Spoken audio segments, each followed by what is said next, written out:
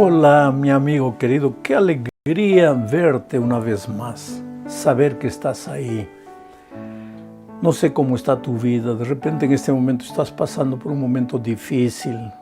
Si es así, si tu vida está rodeada de nubes oscuras, hay tormenta en tu vida, falta de dinero, no puedes pagar tus compromisos, sientes un peso terrible en tu corazón, o estás desempleado, te falta salud, o hay problemas terribles en la familia, no te desesperes. Mientras peregrinemos en este mundo siempre van a haber dificultades. Somos peregrinos, querido. Pero aún así las dificultades duran poco. La noche, por más oscuro que sea, dura 12 horas. Después sale el sol.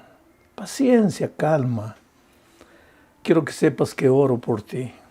No sé quién eres, no tengo tu nombre, pero en las noches cuando me acuesto y el sueño no viene, acostado en mi cama, converso con Dios y le agradezco por tu vida y le pido por ti, sin saber tu nombre. Le digo, Dios mío, extiende tu mano maravillosa para toda esa gente linda que se conecta para escuchar los comentarios cada semana. No estás solo, querido. Que Dios te bendiga. Cuídate. Vamos a meditar en la lección número 4 para el 24 de julio del año 2021. El título de la lección es el costo del descanso, el precio del descanso. En otras palabras, ¿cuánto pagas por el descanso? Hay gente que daría cualquier cosa, pagaría cualquier cosa para tener un poco de paz. Hay gente que viajaría al país más distante del mundo para encontrar un poco de paz. Y sabes, por regla general, una de las cosas que quita la paz del corazón, que quita el sosiego, la quietud del corazón y te llena de intranquilidad, de angustia, de conflicto interior, una de las cosas principales, aunque ya la semana pasada vimos que está el egoísmo, está la ambición, en fin, está la hipocresía, pero una de las cosas terribles es la carga del pecado. Cuando hay pecado escondido en el corazón, hagas lo que hagas, no vas a ser feliz. Y tú sabes que el sentimiento de culpa puede llevar a la gente hasta la muerte. Yo me acuerdo que cuando era joven, leí una noticia que me paralizó, me golpeó interiormente, porque una famosa artista de Hollywood una noche subió al hotel y al día siguiente no bajó para la sesión de filmaje. Entonces la llamaron por teléfono, no atendía, tocaron la puerta, no atendía, y trajeron la llave maestra, abrieron la puerta y ella estaba en la tina, había llenado de agua y se había cortado las venas y se había quitado la vida. Pero en la mesa de noche había una carta que ella dejó escrita y decía: yo no me suicidé, me asesinaron. Atrapen al asesino antes que acabe con toda la humanidad. Y en letras grandes decía: el asesino es la culpa por las cosas terribles que hice en la vida. La culpa masacra, querido. La culpa es como un martillo que te golpea de día, de noche, no te deja en paz. Entonces, ¿cómo puedes tener tranquilidad, quietud en el corazón? ¿Cómo puedes tener descanso espiritual si estás atormentado por el peso de la culpa? Por eso la lección de esta semana trata del caso de David. Un rey que pecó, un rey sobre quien el peso de la culpa llegó con todo, masacrando su vida. La primera parte del estudio dice agotado y cansado. Ese era el rey David. Vamos a leer segundo libro de Samuel, capítulo 11, versículos 1 y 2. Dice así: al año siguiente, en el tiempo en que los reyes salen a la guerra, David envió a Joab y a sus siervos y a todo el ejército de Israel a combatir a los amonitas, a los que vencieron luego de ponerle sitio a la ciudad de Rabá. David se quedó en Jerusalén Y un día por la tarde, mientras se paseaba por la azotea de su palacio después de la siesta, vio desde allí a una mujer muy hermosa que se estaba bañando. Tú conoces bien la historia de David, pero vamos a revisar algunos detalles que están relacionados con la culpa. El texto dice que en el tiempo en que los reyes salen a la guerra, los reyes no salían para la guerra en el tiempo del invierno crudo de aquellas tierras bíblicas. Eran tiempos buenos. Entonces, si un país quería guerrear contra otro, quería pelear contra otro, no mandaría a sus soldados a morir en el invierno. Mandaba sus soldados en el tiempo bueno. Bueno, había llegado el tiempo de la guerra y David mandó a su ejército a la guerra contra los amonitas y él se quedó en el palacio en Jerusalén. Pero mire que el texto dice en el tiempo en que los reyes salen a la guerra, porque los reyes acompañaban a su ejército a la guerra. Ahora, ¿por qué David mandó a sus ejércitos y se quedó? Ahí ya comienza el problema. Los problemas en la vida empiezan cuando tú no estás donde debes estar. Cuando tú debes estar en el trabajo y te quedas en la casa. Cuando tú debes estar en la escuela y estás paseando en la calle. Cuando tú debes estar cumpliendo tu deber y no lo estás haciendo, ahí ya comienzan los problemas. Y el texto bíblico dice que después de la siesta estaba caminando en la azotea de su casa. No era un caminar por acaso. Él ya se había quedado con segundas intenciones. Por eso estaba en la azotea de la casa, porque él también sabía la hora en que la esposa del vecino se bañaba. Y el texto bíblico dice que el rey miró a una mujer hermosa que tomaba baño. Esa mujer era Betsabé, esposa de un general suyo.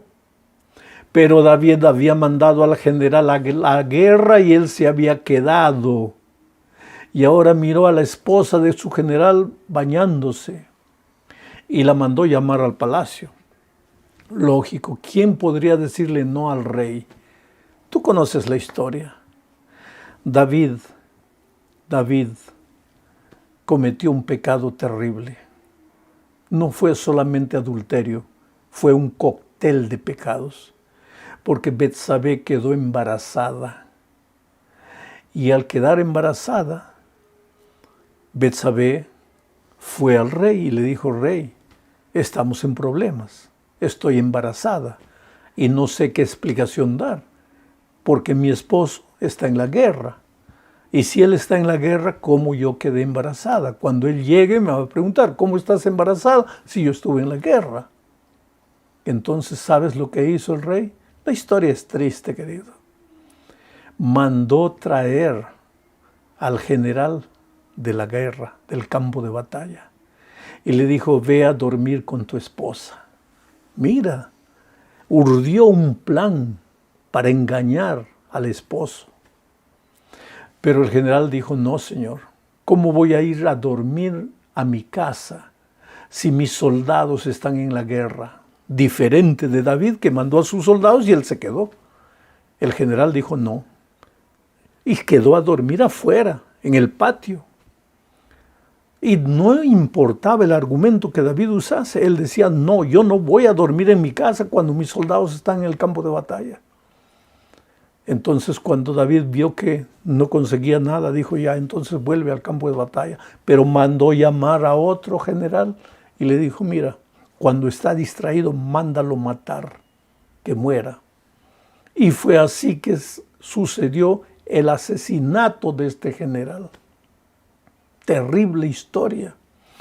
Adulterio, intriga política, mentira, asesinato. Ahora, una vez que llegó la historia de que el general había muerto, David se presenta ante su pueblo como un héroe, como un salvador de la viuda, y anuncia que se va a casar con la viuda. Y se casa. Y ahora piensa que su pecado ya está escondido, que nadie lo va a descubrir. Pero entonces viene la segunda parte de nuestro estudio de esta semana.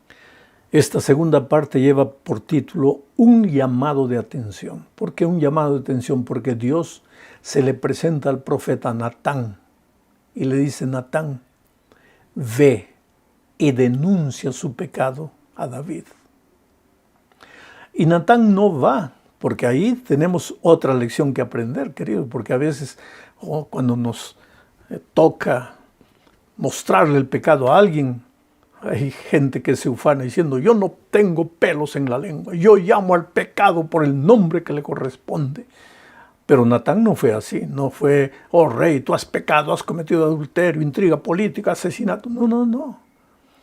Con sabiduría, porque los hombres de Dios son sabios, y si alguien tiene falta de sabiduría, pídala a Dios, y Dios te va a dar sabiduría. Natán fue con sabiduría y le contó al rey una parábola. Se presentó a David y le dijo: rey, por favor, necesito que me ayudes, necesito tu consejo, necesito tu opinión. Y pues David era el rey, el líder, y dijo: muy bien, Natán, qué bueno que has venido. Dime en qué te puedo ayudar, te voy a aconsejar, ¿cuál es el problema? Y entonces ahí le contó Natán la parábola. En una ciudad había un hombre rico que tenía muchas ovejas y había un hombre pobre que tenía una sola ovejita. Y vino a visitarle al hombre rico un amigo. Y el hombre rico, en lugar de matar una de las muchas ovejas que tenía, mandó matar la única ovejita del hombre pobre. Mi señor rey, le dijo Natán mirándole a los ojos a David, ¿qué debería hacer con este hombre rico que abusó del hombre pobre? Y el rostro de David se puso rojo de ira. Apuntó con el dedo y dijo: manda matar a ese hombre. Ese hombre merece morir. Y el profeta lo miró y le dijo: rey, ese hombre eres tú. Tenías todas las mujeres del reino, pero tomaste la única esposa de tu general. Y en ese momento el mundo le cayó encima a David. Cómo estuvo listo a levantar el dedo cuando se trataba del pecado de otro. Pero ahora se dio cuenta que él era el propio pecador. Y salió desesperado en la noche oscura. Permíteme imaginar un poco esto. Y corrió, y corrió, y corrió desesperado. La culpa diciendo: muere. Tú mismo te has condenado, tú has dicho que ese hombre debe morir, pues entonces ahora muere, suicídate, quítate la vida, tú no mereces vivir. Y él lloraba en medio de la oscuridad hasta que llegó a una cueva y entró a la cueva y cayó de rodillas, y ahí, arrodillado en esa cueva, escribió el Salmo 41. El Salmo 51. Y de ese Salmo 51 yo te voy a leer, para comenzar, los versículos 1 al 3. Ahora imagínate, una noche oscura, David en una cueva húmeda, con el peso de la culpa abrumándolo, con la voz de la conciencia diciéndole que era un pecador miserable y que merecía morir. Ahora él, llorando, expresa estas palabras al Señor su Dios y dice: Dios mío, por tu gran misericordia, ten piedad de mí. Por tu infinita bondad, borra mis rebeliones. Lávame más y más de mi maldad. Límpiame de mi pecado. Reconozco que he sido rebelde. Mi pecado está siempre ante mis ojos. Oh, querido, qué tremenda oración. Oh Señor, no hay nada bueno en mí. Soy basura, soy pecado. Cuando se trató del pecado de otro, cómo me apresuré a levantar mi dedo y apuntar el pecado ajeno. Pero ahora comprendo que yo soy el pecador. Señor, perdóname. lávame, límpiame, purifícame. Y querido, cuando tú arrepentido clamas a Dios, la palabra no sale de tu boca y la respuesta divina ya llega a tu vida. Y Dios lo perdonó. Pero el hecho de que Dios perdona no quiere decir que no vamos a sufrir las consecuencias. Por eso yo siempre digo, querido, que Dios nos libre de caer en el pecado, pero que Dios nos libre de sufrir las consecuencias, porque el pecado, por más horrible que sea, Dios no nos perdona, Dios nos perdona, pero las consecuencias, Dios no nos libra de las consecuencias. Y las consecuencias para David fueron terribles. Ese niño que esperaba a Betsabé murió. Y David sabía que era consecuencia de su pecado. Sus hijos pelearon unos con los otros. Uno de los hijos quiso violar a su hermana. Y cada vez que aparecía un problema familiar, David sabía, es mi culpa, es mi culpa, es mi culpa, porque el martillo de la culpa es así. Su hijo Absalón se rebeló contra él. Y la conciencia le decía, tú eres el culpable. Qué buen ejemplo le diste a tus hijos. Pero querido, aún las consecuencias pasan. Y aunque Dios no nos libre de las consecuencias, Dios nos da las fuerzas para cargar las consecuencias, para soportar las consecuencias. Pero el perdón de Dios es absoluto. En el momento que tú clamas, el perdón llega a tu vida y ahora ya no tienes inquietud en el corazón, ahora ya tienes paz en el corazón. Pero ahora vamos al Salmo 51, 7 al 10. Y aquí vamos a ver algo nuevo que David le pide a Dios. La oración dice, purifícame con hisopo y estaré limpio. Lávame y estaré más blanco que la nieve. Lléname de gozo y alegría y revivirán estos huesos que has abatido. No te fijes ya en mis pecados, más bien borra todas mis rebeliones. Dios mío, crea en mí un corazón limpio, renueva en mí un espíritu de rectitud. ¿Sabes de lo que David está pidiendo? ¿Sabes eso, algo bueno que David le está pidiendo a Dios? Es una nueva naturaleza, un corazón nuevo, un espíritu recto. ¿Por qué? Porque cuando el hombre cayó en el pecado, adquirió la naturaleza pecaminosa y esta naturaleza pecaminosa nos empuja al pecado, nos lleva al pecado, nos subyuga al pecado. Necesitamos la naturaleza de Cristo, la mente de Cristo, el Espíritu de Cristo. Necesitamos un corazón nuevo y Dios ha prometido que nos dará ese corazón nuevo. Por eso la oración de Juan es, el que confiesa sus pecados, Dios le perdonará y lo limpiará de toda maldad. Porque nosotros no necesitamos solo el perdón, necesitamos la purificación. No necesitamos solo la justificación, necesitamos la santificación.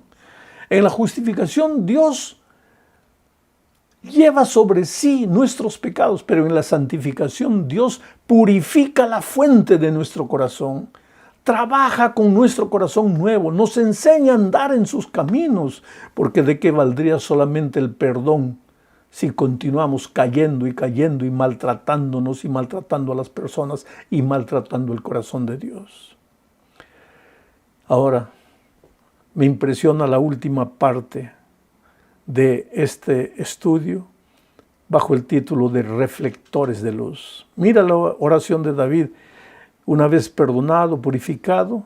En el versículo 13, estamos analizando el Salmo 51, él dice lo siguiente: así, una vez que me hayas purificado, así instruiré a los pecadores en tus caminos, así los pecadores se volverán a ti.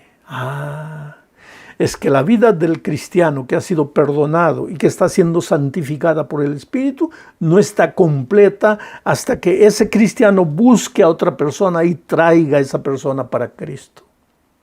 Por eso el propio David clama por perdón, clama por purificación, clama por un corazón nuevo, clama por un espíritu recto, pero dice de esta manera, así, entonces yo instruiré a los pecadores en tus caminos, les enseñaré la palabra de Dios a ellos, los traeré a tus pies. Aquí está la misión. No hay vida perdonada si no estás cumpliendo la misión. Quiere decir, la misión es una evidencia de que has sido perdonado. La misión no es la causa de tu perdón. La causa de tu perdón es la gracia. Pero si has sido perdonado por gracia, tiene que haber evidencia en tu vida. Y la evidencia es que estás saliendo y buscando personas para Cristo. Pero cuando no tienes paz en el corazón, cuando vives angustiado por el peso de la culpa, ¿con qué alegría, con qué paz vas a llevar a las personas a los pies de Cristo? ¿Qué les vas a enseñar a las personas si tú todavía no has disfrutado de la alegría y de la bendición del perdón? Por eso, querido, que Dios te bendiga ricamente. Confiesa tus pecados, arrepiéntete, llora a los pies de Jesús, clama por un corazón nuevo, por un espíritu recto, e instruye a los que no conocen la palabra de Dios en los caminos del Señor. Un abrazo.